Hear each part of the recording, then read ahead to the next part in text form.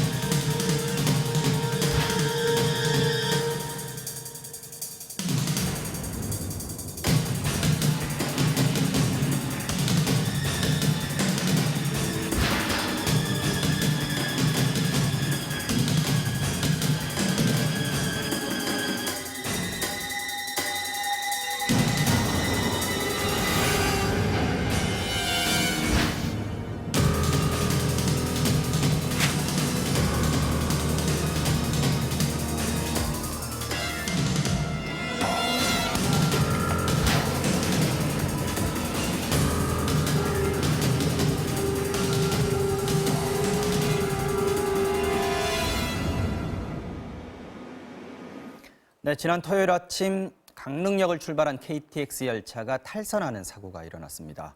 대형 참사로 이어지지 않았다는 것은 천만다행입니다만 고속열차인 KTX에서 계속 사고가 나고 있다는 거 불안해할 수밖에 없습니다.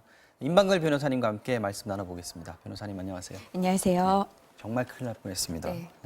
주말 아침에 뉴스 많이들 보셨겠지만 네. 간단하게 다시 사고 경위 한번 정리해 주시겠어요? 네, 말씀하신 대로 토요일 날 8일 아침 7시 35분에 강릉을 출발한 서울로 향하는 그 서울행 KTX가 강릉역을 출발하고 5분 지나서 이제 탈선을 했습니다. 네. 당시에 시속 100km로 달리고 100km. 있었는데요. 네. 원래 가장 빠른 구간에서는 한 250km로 달린다고 해요. 그래서 100km를 달렸음에도 불구하고 초반이니까 그 정도밖에 속도 안 난 거죠? 네, 그럼에도 불구하고 열차 열량이 전부 다 탈선을 했고요. 그 중에 맨 앞에 있는 그 두 량은 정말 T자로 완전히 그러니까 벗어났습니다. 지금 화면에도 보입니다만은 상당히 충격적인 장면입니다. 저기 네, 사람이 맞습니다. 타고 있는데 그 정도 다쳤다는 게 오히려 다행이라고 느껴질 그렇죠. 정도로. 총 16분이 다치셨는데요. 다행히 중상은 아니고 경상에 이르러서 이제 귀가를 하셨다고 전해지고 있습니다. 오늘 아침 뉴스를 보니까 이제 운행은 재개가 됐더라고요. 네, 오늘 새벽 2시에 복구 작업이 완료가 돼서요. 새벽에 됐고요. 예, 새벽 5시 30분에 그 멈췄던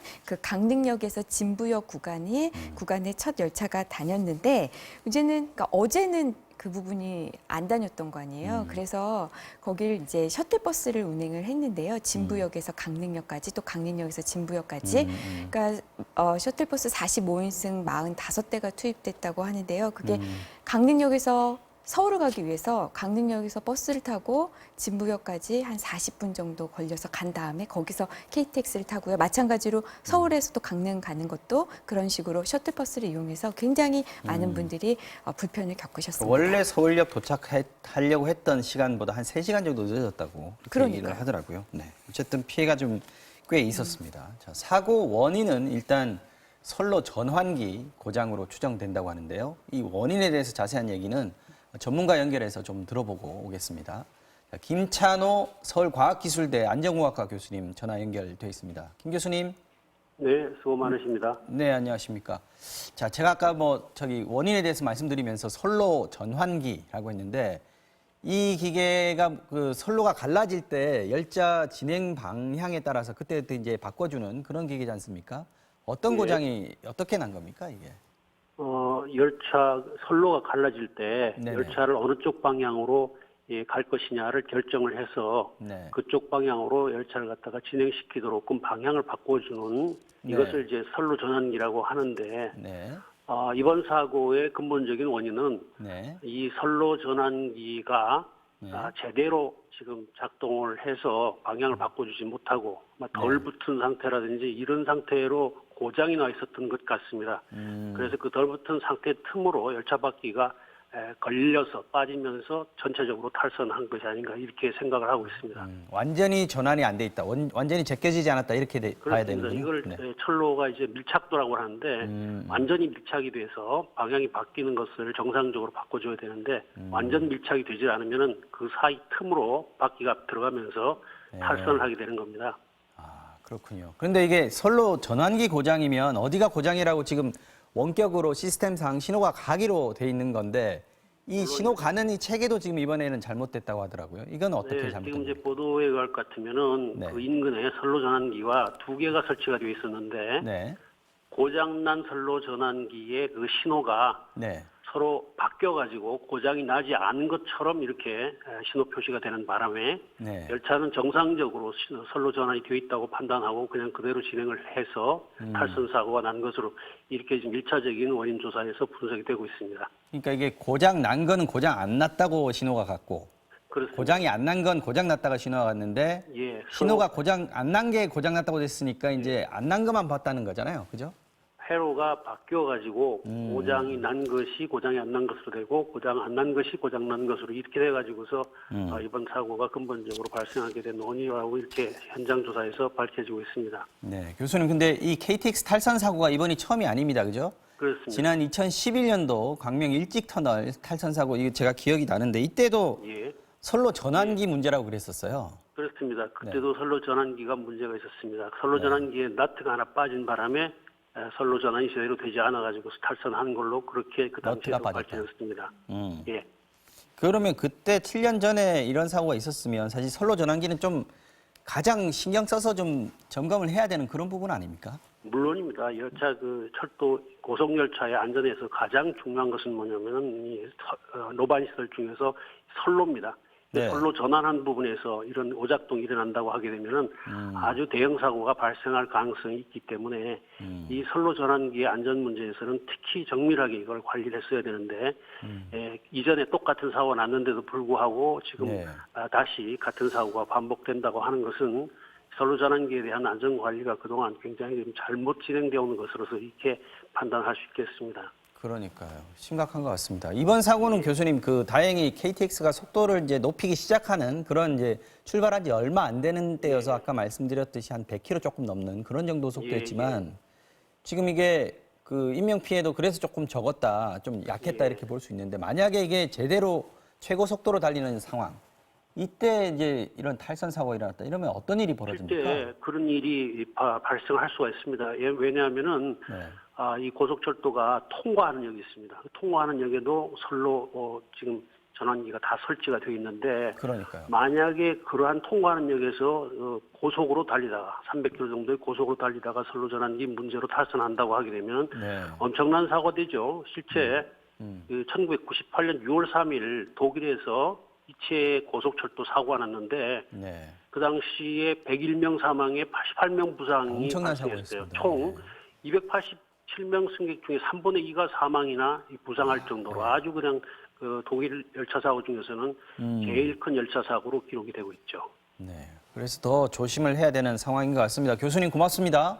예, 감사합니다. 네, 사고 원인 관련해서 서울과기대 김찬호 교수님과 연결을 해서 말씀을 들어봤습니다. 자, 변호사님. 네. 자, KTX 사고 이게 한 달 사이에도 지금 10번 정도 일어났다고 하는데 이 너무 잦은 거 아닙니까?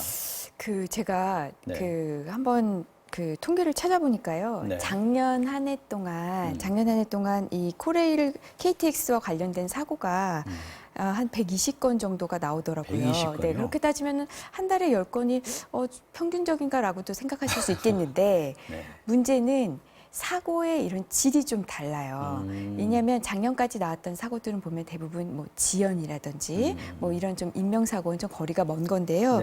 이건 최근 3주간 일어났던 이 관련 그 열차 사고들을 보면 11월 19일에는 우선 굴삭기와 부딪혔어요. 진입하던 KTX가. 맞아요. 이거는 그냥 단순한 운행 지연과는 차원이 다른 사고죠. 그리고 11월 28일에는 또 광주 호남선 그 한남역 인근에서 아예 진짜 인명사고가 나기도 했습니다. 도색 작업 준비하시던 60대가 열차에 치여서 사망한 그런 끔찍한 사고도 있었고요. 이번에도 또 물론 중상자는 없지만 굉장히 큰 사고가 날 뻔한 열차 사고 중에 어떻게 보면 가장 큰 사고라고 할 수 있는 탈선까지 있었잖아요. 그러니까 최근에 일어난 사건은 사고 수를 넘어서서 이 발생한 사고의 그 위험성이 굉장히 크다는 점에서 좀 위험 인식을 가져야 될 것 같고요.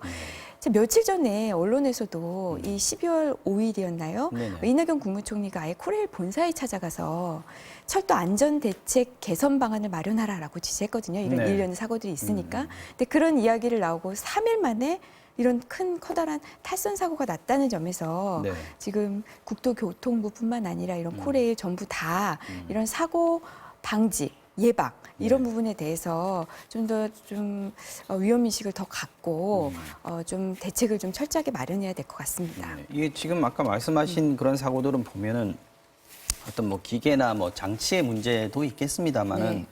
충분히 막을 수 있는 사고들, 안전의식이 좀 많이 좀 희박해졌다 이런 느낌까지 좀 들더라고요. 예, 지금, 그래서 뭐 네. 김현미 장관도 좀 뭐라고 얘기를 세게 했더라고요. 당연하죠. 이게 뭐 무슨 어떤 자연재해에 의해서 발생한 사고가 아니고요. 이게 예를 들어 관리 점검, 네. 뭐 이런 매뉴얼대로 제대로 점검을 했는지 이런 것만 잘 만약에 되었다면은 사고를 충분히 막을 수 있을 것으로 보이는데요. 지금 이번 사건 같은 경우에도 앞서 지금 교수님이 전화 연결된 교수님이 원인을 분석을 해주셨지만 그냥 선로가 고장 난 거잖아요. 이 고장을 왜 미리 체크하지 못했느냐. 그냥 손 보면 되는 거예요. 그렇죠. 그리고 뭐 케이블선이 엇갈려서 꽂혀 있었다. 이걸 왜 체크를 못했느냐. 만약에 케이블선이 엇갈려 꽂혀 있어서 신호가 그렇게 반대로 갔다면 그게 그 신호기가 설치된, 선로 전환기가 설치된 이후에도 설치된 처음부터 그렇게 꽂혀 있다면 분명히 지금까지 지금 1년 정도 지났는데 그 기간 동안 운행되면서 분명히 이상 징후가 있었을 텐데 그것을 만약에 이상 징후가 있었는데도 제대로 대처를 하지 못했다면 더 큰 잘못이고요. 그러니까. 이상 징후를 발견하지 못한 것도 잘못이고요. 여러모로 좀 과실 책임을 피하기는 좀 어려워 보입니다. 고장이 날 수는 있지만 그 고장을 고치는 게 어떤 시스템이고 안전의 어떤 장치일 텐데 이런 부분들이 지금 허술하다. 이런 부분이 가장 큰 문제인 것 같습니다. 네. 자, 지금 아직도 정확한 사고 원인이 나온 건 아니라고 하는데 네. 근데 원인이 고장이라면 왜 고장이 나게 됐는지 점검은 제대로 이루어졌는지 이게 이제 자세히 따져봐야 될 그런 문제인데 네. 설계나 시공의 문제이냐 아니면 유지 보수의 문제이냐 여기에 따라서 이제 책임 소재가 좀 달라지겠습니다. 네, 뭐 굳이 따지자면 그렇겠죠. 우선 설계를 하고 시공을 하고 검사까지 하는 그 주체는 지금 철도시설공단이고요. 철도시설공단. 예, 이것을 제대로 유지하고 관리하는 데 책임이 있는 것은 지금 코레일입니다. 유지 관리는 코레일. 네, 그래서 이 정확한 원인이 어디 있느냐는 지금 국토부 소속 항공철도사고조사위원회에서도 조사를 하고 있고요. 네. 또 국토부 소속의 철도특별사법경찰대에서도 또 따로 수사를 하고 있습니다. 근데 뭐 결과는 뭐 보도된 바에 의하면 2, 3개월은 걸린다라고 되어 있어서 좀 정확한 그 원인 결과 조사 결과는 좀 더 지켜봐야 될 것 같고요. 거기에 따라서 뭐 관련자 과실이 있는 사람은 당연히 뭐 내부적으로 징계가 될 거고요. 그 외에도 따로 형사적 책임이 있는지 뭐 업무상 과실치상이라든지 그런 부분은 이제 수사에서 결론이 날 거고. 그렇죠. 네. 코레일 측의 그 사고 후속 조치에 대해서 또 많이 많더라고요. 이게. 네, 맞습니다. 정신이 뭐 없었던 건 이해가 그렇죠. 가는데 그래도 사고 일차 승객들을 제대로 좀 돌보지 못했다. 후속 조치들이 제대로 안 이루어졌다 이렇게 승객들 불만들이 계속 이제 SNS 같은 데 나오던데요. 네, 우선 KTX 이 탈선 사고가 지금 개통한 이후로 이 KTX 역사 이후로 두 번째죠. 그러니까 굉장히 흔치 않은 사고이긴 한데 그렇다 해도 너무 대비가 안 돼 있었던 건 아니냐라는 생각이 듭니다. 왜냐하면 그 사고 현장에 있었던 분들의 인터뷰 내용들을 보면 이제 조사가 사실 그러니까 준비가 안 돼 있어도 대처하는 어떤 기본적인 그 승객들을 대하는 자세가 좀 아쉬운데요. 특히 이런 점이 이렇습니다. 뭐 예를 들면 그 사고 현장에서 이제 버스를 타고 강릉역으로 다시 이송이 되신 그 승객분의 네네. 인터뷰가 네. 도착을 했더니 그 승차권 환불 안내만 있고 어떻게 이분은 서울로 가시려고 했던 분이잖아요. 그러니까요. 어떻게 서울로 네. 이송하겠다라는 그런 그런 얘기를 거는 전혀 준비가 안 돼 전혀 있었죠. 준비가 안 돼 있고 그냥 그 승차권 환불 얘기만 나온다는 거예요. 사실 이분들한테 중요한 게 그게 아니거든요. 빨리 가야 되는데. 빨리 가야 되는 것뿐만 아니라 지금 굉장히 또 큰 사고를 겪었으니까 우리는 중상자가 안 나와서 큰 사고는 아니었다고 하지만 그 현장에 있는 승객들에게는 굉장히 지옥과 같은 시간이었을 그럼요, 거예요. 그럼요. 열차 탈선 사고를 누가 겪어봅니까? 근데 그런 피해를 입은 승객들에 대한 어떤 좀 대처 그런 그분들에 대한 그분들에 대한 어떤 마음 자세가 조금 아쉬움이 좀 남는 것 같습니다. 만에 하나 대중교통 이용하다가 사고가 나서 다쳤다. 이랬으면 그 승객 입장, 제가 만약에 승객이다 이러면 어떤 식으로 대처를 할 수가 있는 만약에 건지 간단하게 좀. 내가 만약에 신체적으로 피해를 입었다라고 한다면 뭐 지금 자기가 치료비, 향후 치료비, 뭐 병원에 입원했다면 일시이익뿐만 아니라 위자료 이런 거 다 청구할 수 있고요. 근데 이번 사례에서는 그 외에 내가 어떤 면접을 보러 가려고 했는데 잘 못 봤다든지 중요한 네. 회의에 참석하려고 했는데 그 참석을 하지 못했다든지 2차 이런 피해가 일어나는 이런 손해들은 사실 특별 손해라서 이 부분을 입증하는 것은 사실 쉽지 않고요. 그러니까 이 부분에 대해서는 소정의 위자료 정도로만 억울하겠네요. 보상이 될 것 같습니다. 네, 알겠습니다. 자, 잘못된 선로 전환기 신호 체계를 마지막으로 점검한 게 작년 9월이었다고 합니다. 올 초에 개최된 평창 동계올림픽 때도 이 상태로 KTX가 달렸다는 얘기죠. 언제까지 사고 안 나면 운 좋은 거다 이런 말 하면서 지내야 합니까? 이슈 완전 정복 오늘은 여기까지 하겠습니다. 임방글 변호사였습니다. 고맙습니다. 고맙습니다.